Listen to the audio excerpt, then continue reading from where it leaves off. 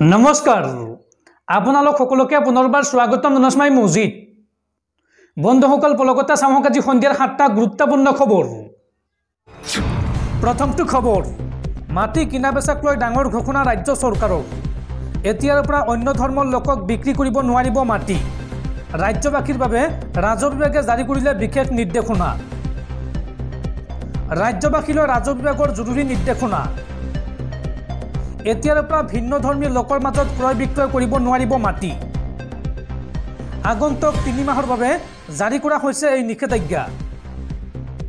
লোকসভা নিৰ্বাচনৰ বাবে ৰাজহ বিভাগে গ্ৰহণ কৰিছে এই সিদ্ধান্ত। সাম্প্ৰদায়িক অশান্তিৰ আশংকাত নিষেধাজ্ঞা জাৰি কৰিছে ৰাজ্য চৰকাৰে। একে ধৰ্মৰ হ'ব লাগিব ক্ৰেতা আৰু বিক্ৰেতা।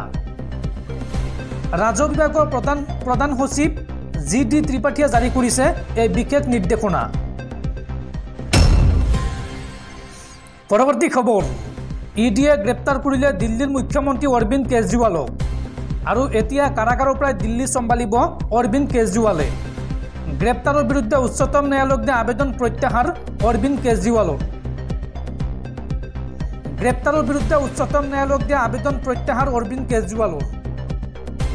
স্বাধীন ভাৰতৰ ইতিহাসত প্ৰথমবাৰৰ বাবে গ্ৰেপ্তাৰ হৈছে এজন মুখ্যমন্ত্ৰী। বৃহস্পতিবাৰে নিশা গ্ৰেপ্তাৰ কৰা হয় দিল্লীৰ মুখ্যমন্ত্ৰী অৰবিন্দ কেজৰিৱালক। আৰু দিল্লীৰ সুৰানীতি গোচৰত ইডিয়ে গ্ৰেপ্তাৰ কৰে অৰবিন্দ কেজৰিৱালক।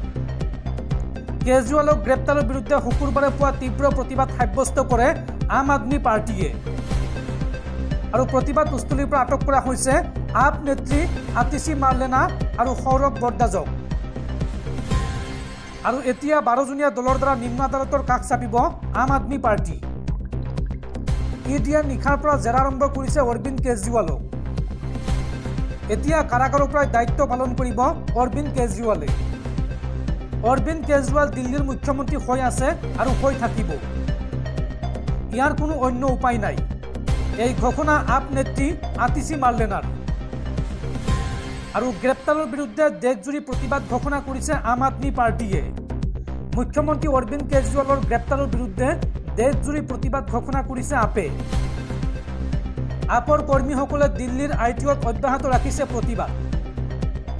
আৰু ইয়াৰ পাছতে বৃদ্ধি কৰা হৈছে নিৰাপত্তা ব্যৱস্থা। দিল্লীত জাৰি কৰা হৈছে হাই এলাৰ্ট। যিকোনো প্ৰতিবাদ দমন কৰিবলৈ দাংগাৰ সজ্জাত অৰ্ধসামৰিক কৰ্মী মোতায়েন কৰা হৈছে। আৰু দিল্লীত আপৰ কাৰ্যালয়লৈ যোৱা সকলো পথ অৱৰোধ কৰা হৈছে।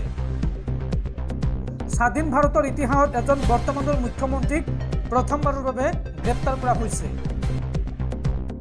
উল্লেখযোগ্য যে আপৰ আন 2জন নেতা ক্ৰমে মনীষ সিসোদিয়া আৰু সঞ্জয় সিঙক পূৰ্বতে গ্ৰেপ্তাৰ কৰিছে ইডিয়ে। ইডিয়ে 9বাৰকৈ চমন দিছিল দিল্লীৰ মুখ্যমন্ত্ৰীগৰাকীক। কিন্তু বাৰে বাৰে ইডিৰ চমন অৱমাননা কৰিছিল অৰবিন্দ কেজৰিৱালে।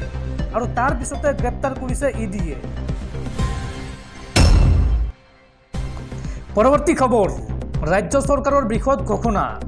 দল যাত্ৰা উপলক্ষে এইবাৰ অহা 26 মাৰ্চত কোনো এখন জিলাই স্থানীয় বন্ধ ঘোষণা কৰিব নোৱাৰিব। এই সন্দৰ্ভত ৰাজ্যৰ সকলো জিলাৰ ডিচিক কঠোৰ নিৰ্দেশনা ৰাজ্য চৰকাৰৰ। হোলীত স্থানীয় বন্ধ নিদিবলৈ জিলা আয়ুক্তলৈ নিৰ্দেশনা ৰাজ্য চৰকাৰৰ। ৰাজ্যৰ সকলো জিলাৰ জিলা আয়ুক্তলৈ সাধাৰণ প্ৰশাসন বিভাগে জাৰি কৰিছে এই নিৰ্দেশনা। প্ৰথম পৰ্যায়ত নিৰ্বাচন অনুষ্ঠিত হোৱা জিলাসমূহত স্থানীয় বন্ধ ঘোষণা নকৰিবলৈ নিৰ্দেশ দিছে অসম চৰকাৰে। শোণিতপুৰ, যোৰহাট, ডিব্ৰুগড়, কাজিৰঙা, লখিমপুৰ সমষ্টিত হ'ব প্ৰথম পৰ্যায়ৰ নিৰ্বাচন। আৰু এই জিলাসমূহত স্থানীয় বন্ধ নিদিবলৈ জিলা আয়ুক্তসকলক নিৰ্দেশ দিছে ৰাজ্য চৰকাৰে। বন্ধ ঘোষণা কৰিলে মনোনয়ন পত্ৰ দাখিলত সমস্যা হ'ব বুলি উল্লেখ কৰিছে সাধাৰণ প্ৰশাসন বিভাগে। সেয়েহে এইবাৰ হোলীত স্থানীয় বন্ধ ঘোষণা নকৰিবলৈ নিৰ্দেশ দিছে ডিচিসকলক। বন্ধুসকল, তাৰপিছত 4 নম্বৰ খবৰটো জনোৱাৰ আগতে আপোনালৈ এটা সৰু ৰিকুৱেষ্ট, যদি তেওঁলোকে এইটো ভিডিঅ'ত লাইক কৰা নাই তেন্তে প্লিজ এটা লাইক কৰি দিয়ক। আৰু এনেকুৱা ধৰণৰ নতুন নতুন ভিডিঅ' পাবলৈ চেনেলটো ছাবস্ক্ৰাইব কৰি কাষত থকা বেল আইকনটো প্ৰেছ কৰি ৰাখক। পৰৱৰ্তী খবৰ, ৰাজ্যত পুনৰ ভয়ংকৰ পথ দুৰ্ঘটনা। এইবাৰ লখিমপুৰ আছুৰ সাধাৰণ সম্পাদক স্বৰাজ শংকৰ গগৈৰ মৃত্যু। এক ভয়ংকৰ পথ দুৰ্ঘটনাত প্ৰাণ হেৰুৱালে আছু নেতাজনে। লখিমপুৰ আছুৰ সাধাৰণ সম্পাদক স্বৰাজ শংকৰ গগৈৰ মৃত্যু। নিশা সংঘটিত এক পথ দুৰ্ঘটনাত প্ৰাণ হেৰুৱালে আছু নেতাজনে। 15 নং ৰাষ্ট্ৰীয় ঘাইপথৰ কণা নদীত নিশা শোকাবহ দুৰ্ঘটনা। নিজ বাসগৃহলৈ উভতাৰ সময়ত কণা নদীৰ দলঙত দুৰ্ঘটনাত পতিত হয় আছু নেতাজন। আৰু স্বৰাজৰ ঘৰ ঢকুৱাখনাৰ চাউৰকীয়া গাঁৱত। ছাত্ৰ নেতাজনৰ মৃত্যুত এতিয়া লখিমপুৰত শোকৰ ছাঁ। পৰৱৰ্তী খবৰ, সাৱধান মাটিৰ দালালসকল। ৰাজ্যত পুনৰ আৰম্ভ হৈছে মাটিৰ দালালক গ্ৰেপ্তাৰ কৰা অভিযান। ৰাজ্যত একেদিনাই অভিযান চলাই অসম আৰক্ষীয়ে গ্ৰেপ্তাৰ কৰিছে 12টাকৈ মাটিৰ দালালক। হাৰি নাযাব মাটিৰ দালাল। ৰাজ্যত পুনৰ দালালৰ বিৰুদ্ধে অভিযান। এইবাৰ একেদিনাই 12টাকৈ মাটিৰ দালালক গ্ৰেপ্তাৰ কৰিছে গুৱাহাটী মহানগৰ আৰক্ষীয়ে। উল্লেখযোগ্য যে কিছুদিন পূৰ্বে মুখ্যমন্ত্ৰী হিমন্ত বিশ্ব শৰ্মাই ঘোষণা কৰিছিল যে ৰাজ্যত নাথাকিব এজনো দালাল, আৰু তাৰ পাছতে অসম আৰক্ষীৰ তীব্ৰ অভিযান চলিছিল। পুনৰবাৰ মাটিৰ দালালৰ বিৰুদ্ধে অভিযান গুৱাহাটী মহানগৰ আৰক্ষীৰ। এইবাৰ গড়চুক আৰক্ষীয়ে অভিযান চলাই গ্ৰেপ্তাৰ কৰে 12টাকৈ মাটিৰ দালালক। পামহিৰ মাটি দখল কৰাৰ অভিযোগত গ্ৰেপ্তাৰ কৰে এই দালালকেইটাক। মাটিৰ গৰাকী সুৰেশ গোয়েলৰ এজাহাৰৰ ভিত্তিত অভিযান চলাই গড়চুক আৰক্ষীয়ে। আৰু পামহিৰ প্ৰায় 4 বিঘাকৈ মাটি দখল কৰিছিল এই দালালকেইটাই। আৰক্ষীৰ সূত্ৰ মতে মণিৰাম কলিতাৰ নেতৃত্বত দখল কৰিছিল প্ৰায় 4 বিঘাকৈ মাটি। গ্ৰেপ্তাৰ কৰা দালালকেইটা হৈছে ক্ৰমে ৰাজু বসুমতাৰী, নিন্টু বসুমতাৰী, সুষমা গয়াৰী, জাকৰেছ মুজাহাৰী, ৰাজু দেউৰী, বীৰভাং বড়ো, ৰঞ্জিত মুছাহাৰী, দীপক বড়ো, অনুষ্মা লাহাৰী, ৰণেন বড়ো, দাঁতচাং গয়াৰী আৰু তামিৰ বড়ো। আৰু আটাইকে ন্যায়িক জিম্মালৈ প্ৰেৰণ কৰিছে আৰক্ষীয়ে। পৰৱৰ্তী খবৰ, 2024 লোকসভা নিৰ্বাচনৰ পূৰ্বে ভূটান ভ্ৰমণত প্ৰধানমন্ত্ৰী মোদী। শুকুৰবাৰে দুদিনীয়া ভ্ৰমণসূচীৰে ভূটানত উপস্থিত হৈছে প্ৰধানমন্ত্ৰী নৰেন্দ্ৰ মোদী। লোকসভা নিৰ্বাচনৰ প্ৰাক মুহূৰ্তত দুদিনীয়া ভ্ৰমণসূচীৰে ভূটানত উপস্থিত হয় প্ৰধানমন্ত্ৰী নৰেন্দ্ৰ মোদী।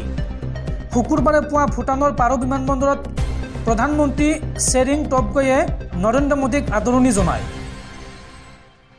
উল্লেখযোগ্য যে প্ৰতিকূল বতৰৰ বাবে 21 তাৰিখৰ প্ৰধানমন্ত্ৰীৰ ভূটান ভ্ৰমণ বাতিল কৰা হৈছিল।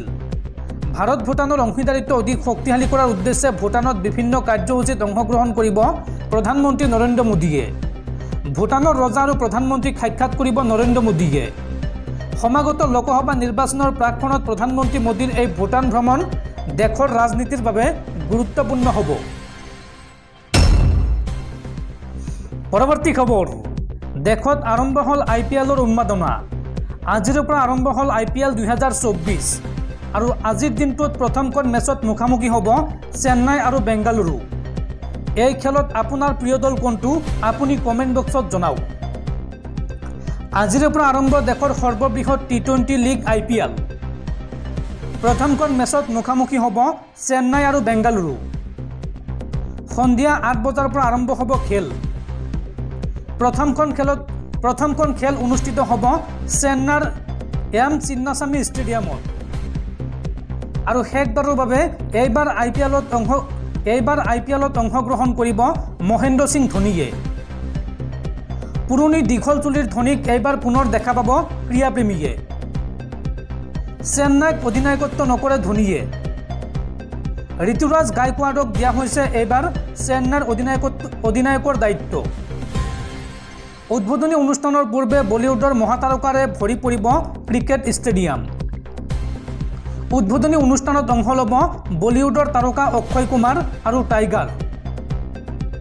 আৰু সংগীতৰ কিংবদন্তি AR ৰহমান আৰু সোনু নিগমে পৰিৱেশন কৰিব সংগীত অনুষ্ঠান।